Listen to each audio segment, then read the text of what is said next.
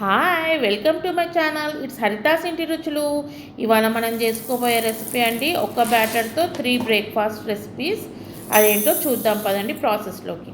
మనం 1 కప్పు ఉరద్దాలండి, అంటే మినప్పప్పు తీసుకొని 3 కప్పుల ఇడ్లీ రవ్వ, అంటే ఇడ్లీ రవ్వ లేదా పుట్టు పౌడర్ వేసుకోవచ్చు. అయితే 1 కప్పు ఉరద్దాలు మనం కడిగి పక్కకు పెట్టేసుకొని, అదే సేమ్ టైంలో 3 కప్స్ మనం ఇడ్లీ రవ్వ మనం అది కూడా కడిగేసి ఫ్రిడ్జ్లో పెట్టేసుకోండి, బయట పెట్టకండి, ఫ్రిడ్జ్లో పెట్టండి.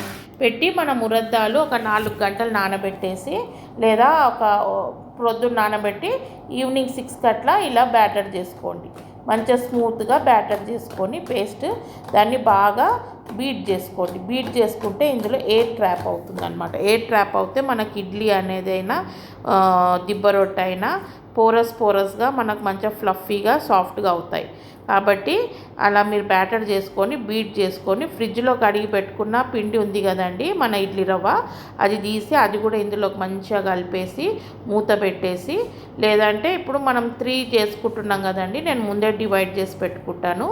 దీన్ని మంచిగా ఇలా కలిపేసుకొని ఒక గిన్నెలోకి దిబ్బరొట్టాను, ఇంకొక గిన్నెలోకి పునుగులకు తీసి పెట్టుకుంటాను. ఎందుకంటే ఒకటే మనం ఇడ్లీ చేసి ఒక 1 డే తింటారు, నెక్స్ట్ డే తినమంటే కొద్దిగా ఇష్టపడరు కదండి.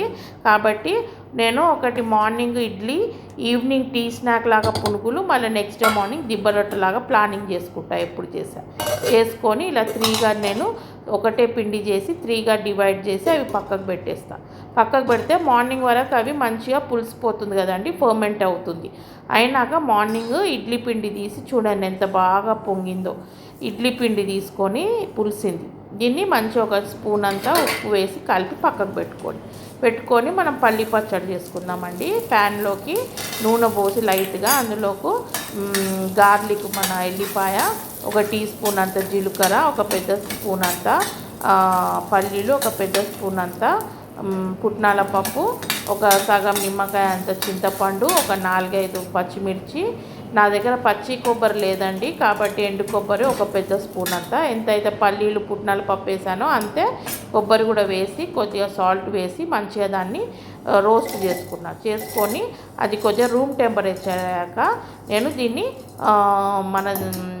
మంచిగా గ్రైండ్ చేసుకొని సాఫ్ట్గా మనం చట్నీ చేసుకున్నానండి. సపోజ్ మీకు ఇంట్లో పచ్చి కొబ్బరి ఉంటే పచ్చి కొబ్బరి కూడా వేసుకోవచ్చు.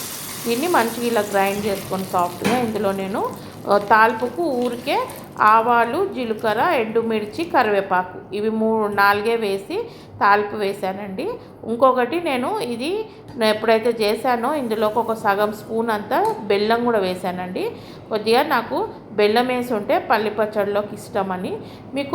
మీకు అట్లా తీపి ఇష్టం లేదంటే మీరు వేసుకోకుండా పర్లేదు, నడుస్తుంది. తర్వాత మనం ఇడ్లీ పాత్రలోకి మంచిగా గీతోనైనా ఆయిల్తోనైనా గ్రీస్ చేసుకొని మనం ఇడ్లీలు చేసుకుంటే చూడండి ఎంత బాగా వచ్చాయో.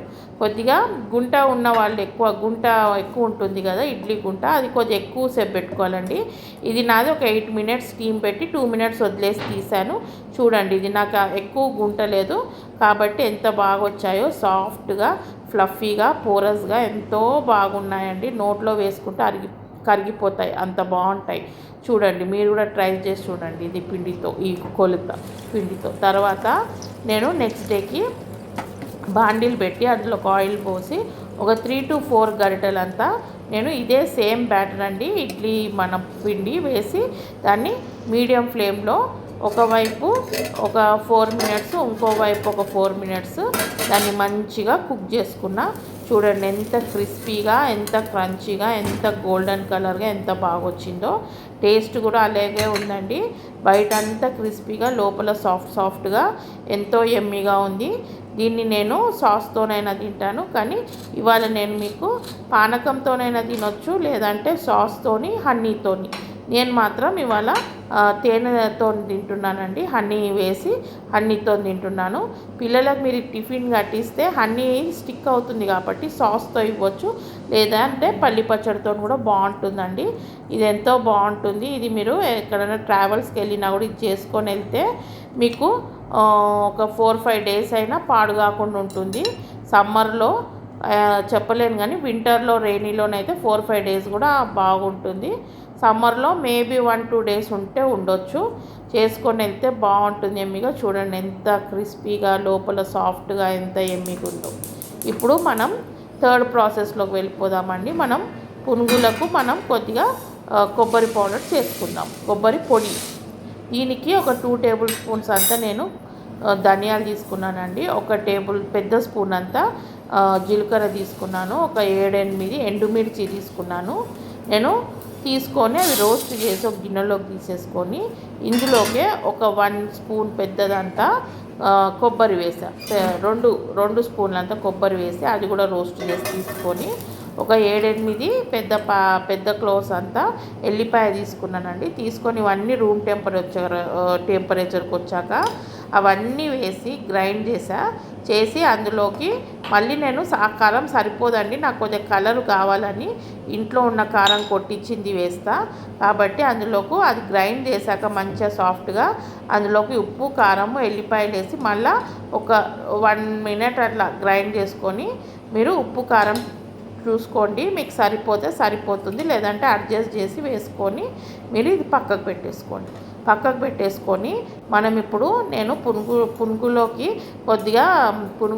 కొద్దిగా నేను క్యారెట్ వేస్తానండి. నాకు ఎందుకో క్యారెట్ అంటే అందులో వేస్తే బాగుంటుందని అనిపిస్తుంది.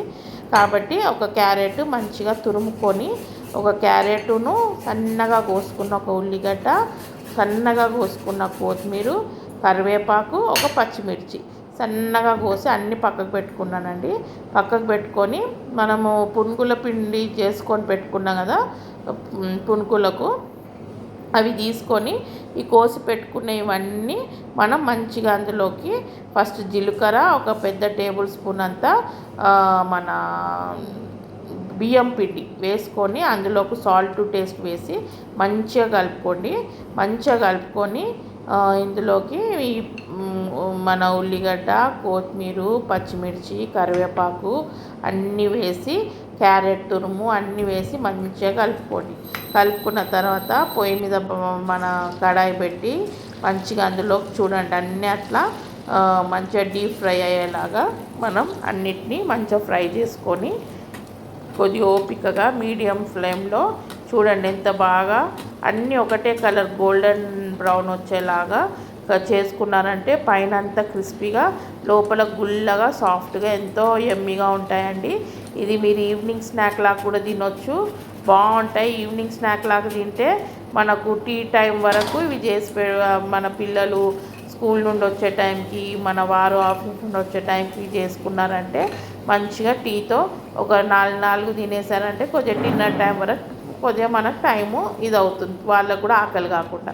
దానిపైన నేను చేసి పెట్టుకున్న ఇప్పుడు పొడి వేసుకున్నానండి. పొడి కొద్దిగా స్ప్రింకిల్ చేసుకొని దీన్ని పల్లి పచ్చడితో తింటే చాలా యమ్మీగా ఉంటుందండి.